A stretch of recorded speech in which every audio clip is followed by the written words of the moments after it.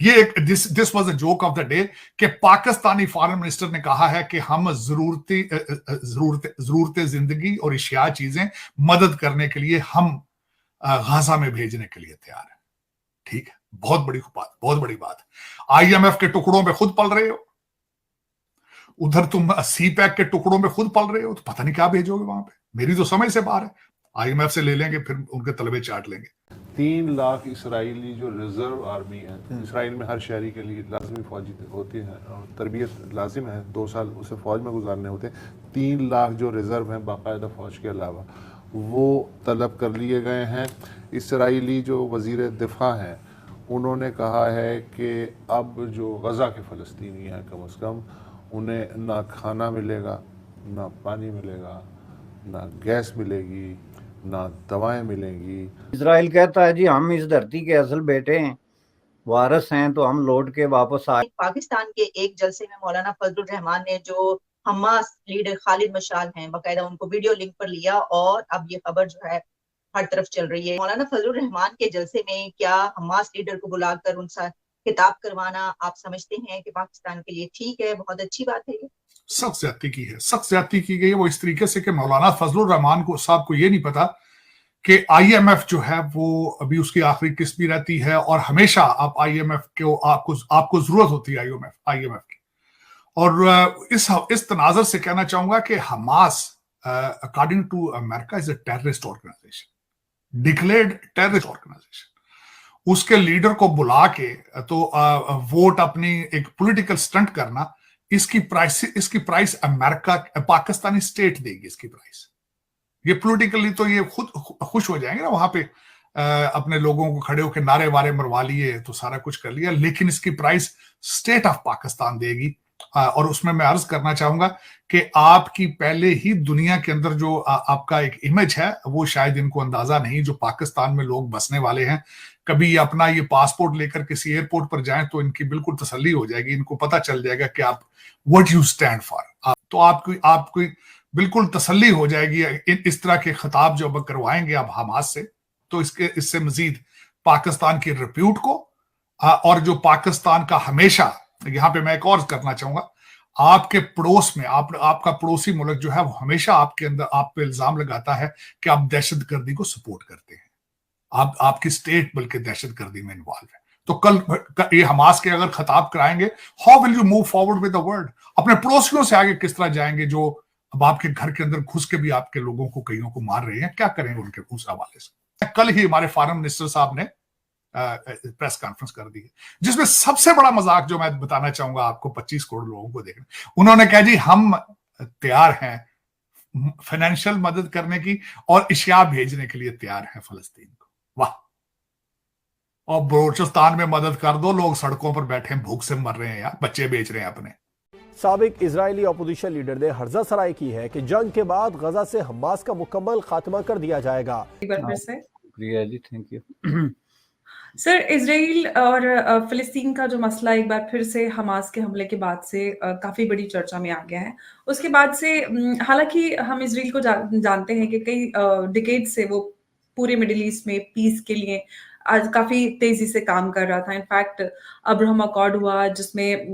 You اے ای اور کئی سارے ایسے دیش تھے جس کے ساتھ اچھے رشتے بن گئے, اور انفیکٹ سعودی کے ساتھ بھی پیس ڈیل سائن ہونے والی تھی, لیکن حماس کے حملے کے بعد وہ تھوڑی سی کھٹائی میں جاتی نظر آ رہی ہے. سوال یہ ہے کہ ابھی جو فلسطین کے مدعے کو لے کر جو فلسطینی ایکسپیکٹ کرتے ہیں سعودی عربیہ سے یا پورے مسلم ورلڈ سے, وہ ان کی امیدوں پر کھڑے اتر پائیں گے؟ کیونکہ کہیں ایک جٹ ہوتے ہوئے نظر نہیں آ رہے. آپ کو کیا لگتا ہے کہ فلسطین کے مدعے پر مسلم ورلڈ ایک جٹ ہو کر ویسٹ پر پریشر بنا کر اس کا کوئی سلیوشن نکلوا سکتا ہے؟ نہیں جی, میرا بالکل یہ خیال نہیں ہے. میرے خیال میں وہ وقت گزر گیا ہے جب جس کو اب مسلم دنیا کہتے ہیں یا مسلم امہ کہتے ہیں عربک میں, وہ جو ہے وہ فلسطین کے ایشو پہ کسی حد تک یونائٹ ہو گئے تھے ٹو سم ایکسٹینٹ. وہ بھی اس کو اب پوری یونٹی نہیں کہہ سکتے. تو وہ جو ہے اس میں بھی ان کی کوئی اپنی کارکردگی یا ان کا کوئی فیتھ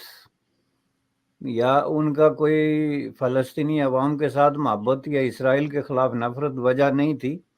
بلکہ اس کے پیچھے ڈیفرنٹ جو ہے وہ اکنامک اور پولیٹیکل ریزنز تھی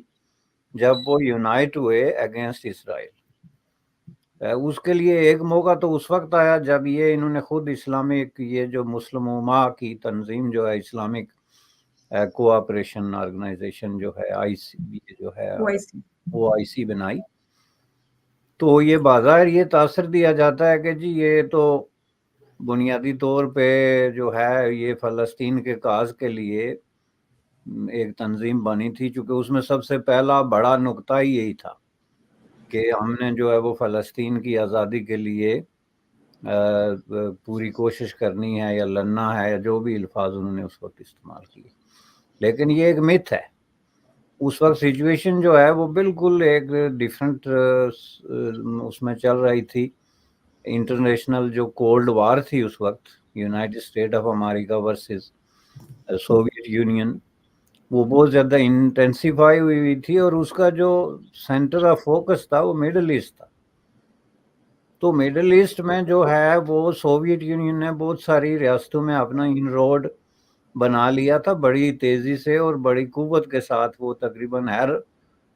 جو اسٹیٹ ہے اس کو انفلوئنس کرتے تھے کسی نہ کسی شکل میں، جس کے جواب میں ظاہرہ یونائٹڈ اسٹیٹ آف امریکہ نے بھی بہت ساری اس طرح کی، جس میں مصر تھا، سعودی عربیہ تھا، انہوں نے بھی اس طرح کے تعلق قائم کیے، اور اسرائیل آف کورس ایک جو ہے یونائٹڈ اسٹیٹ آف امریکہ کے لیے سمجھ لیں کہ ایک امپارٹنٹ ترین اسٹیٹ تھی، چونکہ اس وقت بھی یہی کہا جا رہا تھا کہ یہ پورے مشرق وسطیٰ جس کو آپ کہتے ہیں مڈل ایسٹ میں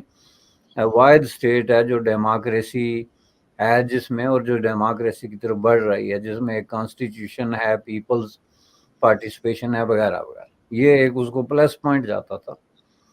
باقی عرب اسٹیٹ کی نسبت، کیونکہ اس وقت کسی بھی عرب اسٹیٹ میں، اور اب بھی فار دیٹ پرپس، اس طرح کی ڈیموکریسی کا کوئی تصور جو ہے وہ جڑ نہیں پکڑ سکا۔ تو یہ ایک انٹرنیشنل گیم تھی جس کے نتیجے میں یہ گروپنگ جو ہے یہ گروپ اکٹھا ہوا، اور اسرائیل کے خلاف سب سے بڑا جو اس کے پیچھے برین ورک کر رہا تھا وہ سوویت یونین اور انٹرنیشنل جو مارکسسٹ لیننسٹ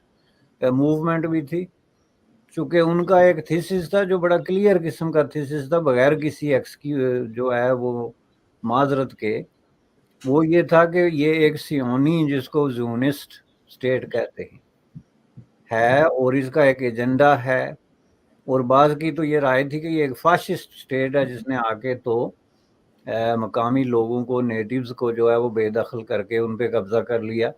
اور اب ان کی فیوچر کے بارے میں بات کرنے کے بجائے وہ جو ہے ادھر ادھر کی باتیں کرتے ہیں۔ تو اس کا حل یہ ہے کہ ان کا جو ہے وہ طاقت کے زور پہ جواب دیا جائے۔ تو اس بنیاد پہ جا کے تو جو عرب لیگ ہے، اور عرب کے اندر مختلف قسم کے اس وقت جو ریڈیکل عناصر تھے، وہ سوویت یونین کی طرف ان کا جھکاؤ ہو گیا بہت بڑے پیمانے پہ، جس کی وجہ سے آپ کو نظر آیا کہ اسٹیٹس میں بھی ایک اتحاد ہو گیا ہے جی کہ ہم فلسطین کے ایشو پہ یونائٹڈ ہے۔ لیکن لیٹ می ٹیل یو کہ اندرونی کہانی یہ ہے کہ وہ کبھی بھی اس پہ یونائٹڈ نہیں تھے، یعنی یہ تنظیم بنانے کے باوجود، اس کو پورے طریقے سے ایک یونائٹڈ فرنٹ بنا کے پیش کرنے کے باوجود، اندر سے جو ہے ان کی ڈپلومیسی اسرائیل کے ساتھ چل رہی تھی، اور وہ تھرو یونائٹڈ اسٹیٹ آف امریکہ جو ہے اپنے تمام معاملات جو ہے وہ اسرائیل کے ساتھ نیگوشیٹ کر رہے تھے، یہاں تک کہ جو 67 کی عرب اسرائیل وار ہے، یہ ساری چیزیں ہیں وہ آپ کے سامنے ہیں کہ اس میں کیا رول کس نے پلے کیا۔ لیکن بنیادی اس میں نقطہ یہ تھا کہ ان کا ایک ڈبل پالیسی رہی ہے عرب اور مسلم اسٹیٹس کی، کہ ایک طرف تو یہ فلسطینیوں کو کہتے رہے کہ ہم آپ کے ساتھ ہیں، اسرائیل آپ کا اور ہمارا مشترکہ دشمن ہے، اور ہم کسی صورت میں آپ کو تنہا نہیں چھوڑیں گے، اور دوسری طرف ڈائریکٹلی اسرائیل کے ساتھ اور through United state of America Israel کے ساتھ وہ معاملات کرتے رہے۔ اسرائیل اور غزہ کے کانفلکٹ کے بیچ پاکستان نے کچھ ایسا کام کر دیا جس سے ایک بار پھر پاکستان کو پورے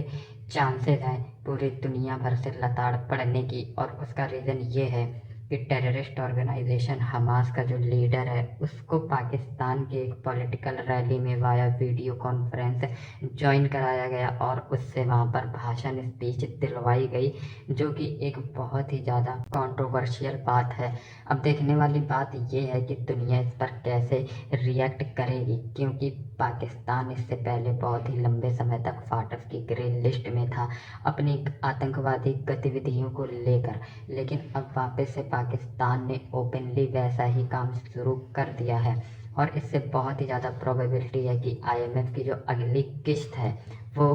पाकिस्तान की रोक दी जाए और पाकिस्तान दोबारा उसी तरह भीख मांगने लगे जिस तरह वो IMF प्लान से पहले मांग रहा था। दूसरी तरफ इजराइल ने ग्राउंड इन्वेजन कर दिया है और उनका कहना है कि वो हमास को पूरी तरह से ख़त्म कर देंगे, हमास का एक भी बंदा वो नहीं छोड़ेंगे और हमास को दुनिया से मिटा देंगे। फिर ही वो अपना ऑपरेशन शांत करेंगे और ऑपरेशन ख़त्म होने के बाद पूरी प्रोबेबिलिटी है कि मिडिल ईस्ट का नक्शा भी बदल जाए।